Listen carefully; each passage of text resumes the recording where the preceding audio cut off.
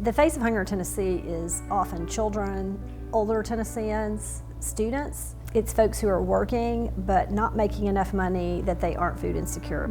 Everyone is passing those faces every day and they don't even know it. We thought it was really important to bring nutrition back to our work several years ago because it's hard for people to be healthy if they don't have food. Our unique role is shining a light on programs that already exist, but aren't reaching families. And so we want to make sure that people understand what these programs are, that they exist, but then also work to make them more accessible for families. When the pandemic hit, that meant the schools had to shut their doors. Kids no longer were able to be at school every day, and school often means I will be okay today because I have breakfast, I have school lunch. I have never felt so financially strained and overwhelmed as I have these past few months. We go to food pantries just to survive, and we often go hungry. I am praying and struggling each day to hold on until things get better.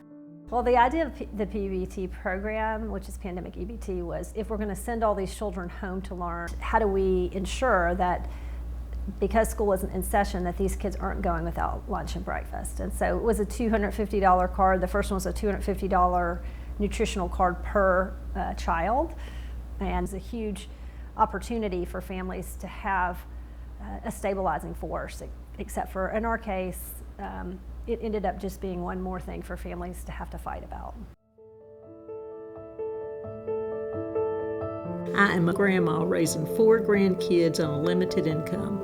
Their mom is incarcerated. We really need the summer PEBT just to survive. I really don't know how we will make it. I wish the state would have acted quicker to bring PEBT to families because they needed to feed their children today, not 3 months later, 6 months later, when finally the state was able to get their plan approved and bring PEBT to Tennessee. When those benefits were delayed, there were periods of time, months in some instances, where kids had very limited access to food.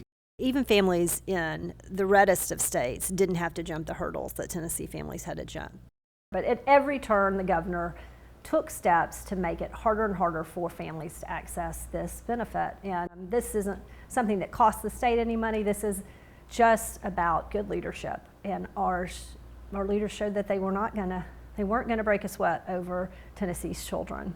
Elizabeth is one of my clients. I've worked with her with SNAP, Pandemic EBT. She is a caregiver to 5 people within her household. The kids are all under the age of 15. And so she is like a superhero. Back then, when we had this pandemic, you can't just go to a food bank. Our food banks are running out. You be at home and you look in your pantry and say, well, oh my God, we was wondering where our next meal was going to come from, and God opened the door. First thing that we did is we just started communicating. We started talking about PEBT. We started sharing information about what the program was and what it could do for Tennessee. And at the same time, we pulled together partners from across the state. Essentially, what we did is we pushed on the governor to accept the benefits and to distribute them and engage lots and lots of partners around the state to say, click this button and let the governor know that you care about these benefits getting to families. And at one point, the Lee administration said that they were going to shred those cards. It was about $60 million in food that they were going to shred those cards.